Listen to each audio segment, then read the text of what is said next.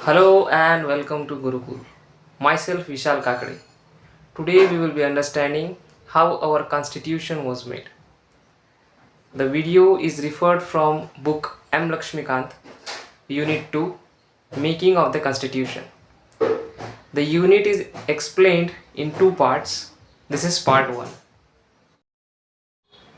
In this part we will be discussing 4 points. Number 1, demand for a constituent assembly. Number 2, composition of a constituent assembly. Number 3, working of the constituent assembly. And number 4, committees of the constituent assembly. What is a constituent assembly? Constituent assembly is a body assembled for the purpose of drafting a constitution. Now let us see history of the formation of a constituent assembly. 1934. The idea of a constituent assembly was put forward for the first time by Mr. M. Roy.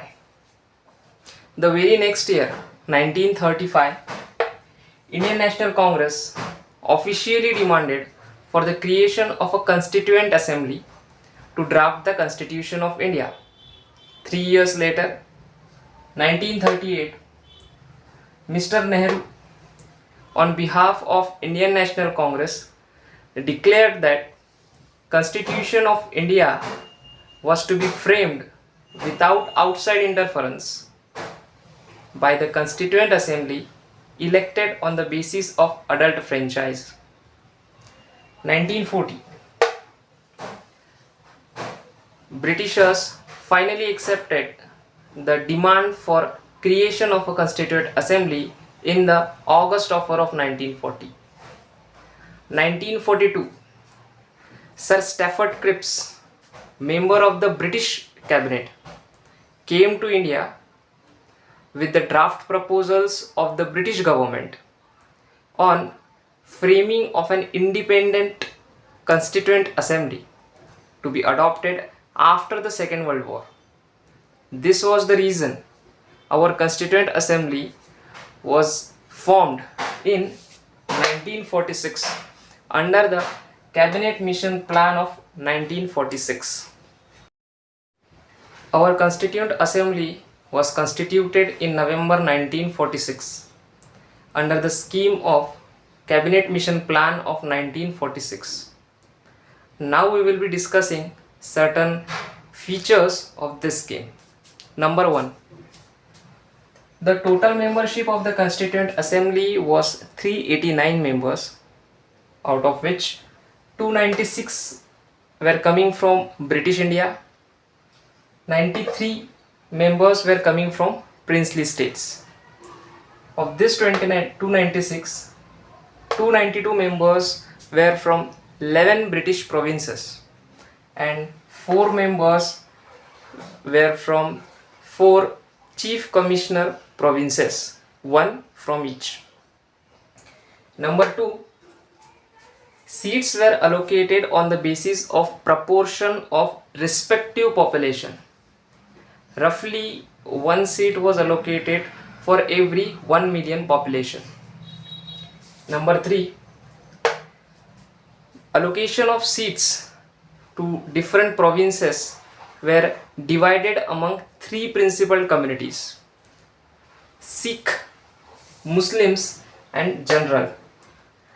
General were those without Muslims and Sikhs, except Muslims and Sikhs, remaining all were general. Number 4, the method of election was by proportional representation system by means of single transferable vote. I will explain this in a separate video. And number 5, the members from the princely states were nominated by heads of the princely state. Thus it is clear that Constituent Assembly was partly elected and partly nominated body. Members of the Constituent Assembly were indirectly elected by members of provisional assemblies, who themselves were elected by limited franchise. The Constituent Assembly comprised of representatives from all sections of the society. Almost all the important personalities were part of the Constituent Assembly with the exception of Mahatma Gandhi ji. Now we will be discussing working of the Constitution. December 6, 1946, Constituent Assembly was formed. December 9, 1946, first meeting of the Constituent Assembly was held. December 11, 1946, Dr. Rajendra Prasad was elected as President of Constituent Assembly and H.C. Mukherjee was elected as Vice President of Constituent Assembly. Later on, V.T. Krishnamachari was also elected as Vice President of Constituent Assembly. December 30, 1946, objective resolution was presented by Mr. Pandit Jawaharlal Nehru. I have explained it in my video on Preamble of the Constitution. Do watch it. January 22, 1947, Constituent Assembly unanimously adopted objective resolution which later on became Preamble of the Constitution. Now we will look at certain changes brought about by Indian Independence Act of 1947. Three major changes were made in the position of the Constituent Assembly. Number 1, the Constituent Assembly was made a fully sovereign body. Number 2, the Constituent Assembly was also made a legislative body. C. Constituent Assembly used to meet on separate days. When the Constituent Assembly used to meet for drafting the Constitution, it was chaired by Dr. Rajendra Prasad, and when it used to meet for the purpose of legislating, Mr. Maulankar sir used to chair the assembly. And now third point, Muslim League members after partition withdrew from the Constituent Assembly. As a result, total membership reduced from 389 members to 299 members. In addition to drafting the Constitution of India as well as legislating for the state, our Constituent Assembly also performed other functions. For example, July 22, 1947, national flag was adopted by the Constituent Assembly.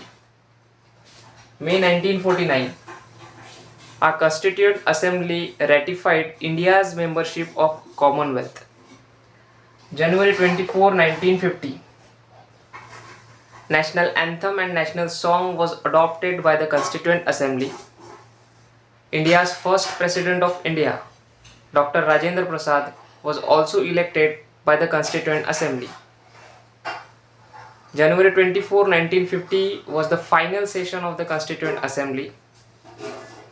But the Constituent Assembly continued as a provisional Parliament of India until the first general election of 1951-52. Our Constituent Assembly appointed number of committees, like there were 8 major committees, certain minor committees, and the most important drafting committee, which was chaired by Dr. B.R. Ambedkar sir. With this, we have discussed 4 points: demand for a Constituent Assembly, composition of the Constituent Assembly, working of the Constituent Assembly, and committees of the Constituent Assembly. The remaining points will be dealt with in the next part of the making of the Constitution.